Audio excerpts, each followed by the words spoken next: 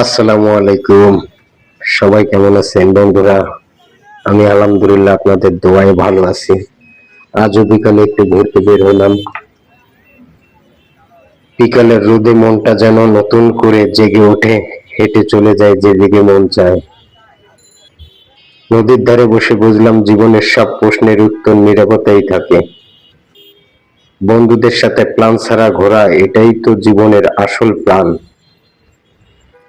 ঘোরাঘুরি শুধু জায়গা বদল নয়, আসলে সেটা মন থেকে বদলের এক উপায়। পথের শেষ জানি না, তবুও ঘুরে বেড়াই, কারণ যাত্রাটাই সবচেয়ে সুন্দর। ছুটির দিন মানেই হালকা ব্যাগ, হালকা মুড, আর কিছু দারুণ স্মৃতি। কখনো বিকালের ঘোরাঘুরি, কখনো নদীর পাশে বসা, এই ছোট্ট ছোট্ট